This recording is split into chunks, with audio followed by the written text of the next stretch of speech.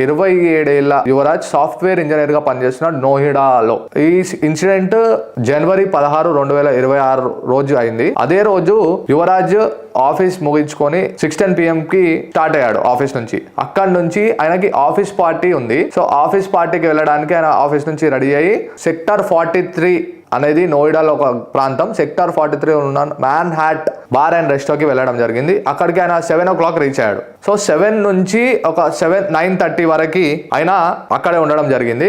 ఏదైతే man hats resto bar లోనే ఉండడం జరిగింది. అక్కడ పార్టీని ఎంజాయ్ చేసి చిల్ అయ్యి వాళ్ళ ఆఫీస్ కొలిక్తో ఆయన చిల్ మోడ్ లో ఉన్నాడు. 9:30 వరకు అక్కడ ఉన్నాడు. 9:44 కి ఆయన అక్కడ నుంచి man hats bar and resto నుంచి స్టార్ట్ అవ్వడం జరిగింది. సెక్టర్ 105 దగ్గర ఏదైతే కార్ వెళ్తుందో స్పీడ్ గా అతను వెళ్ళి ఒక వాల్ కి గుద్దుకోవడం జరిగింది. వాల్ గుద్దుకొని పిట్ లో పడడం జరిగింది. చలో చూసుకుంటే చిన్న వాల్, అది బిలో 8 feet వాల్ అనమాట. అది దాన్ని గుద్ది ఆ పిట్ లో ఏదైతే కార్ ఉందో ఆ పిట్ లో వెళ్ళి పడింది. 2 గంటల పాటు ఆయన ప్రాణాలు సైతం గుప్పెట్లో పెట్టుకొని పోరాటం చేసిండు అని చెప్పి ఇట్లా మనం చెప్పుకోవచ్చు. అయితే 2 గంటల పాటు అక్కడ ఆయన అరుస్తూ నన్ను కాపాడండి అంటున్న పోలీసులు అక్కడ చూసి చూడనట్టు చోద్యం చూస్తూ నించున్నారు. సో ఆ రోడ్ మీద వెళ్తున్న ఒక డెలివరీ బాయ్ అది గమనించి నేను ముందుకు వెళ్తా అని పోలీస్ డిపార్ట్మెంట్ ని అడిగి ఆయన వాటర్ లో దిగి ఒక 40 నిమిషాలు ప్రయత్నించినా ఆ వ్యక్తి కనిపించలేదు అతనికి.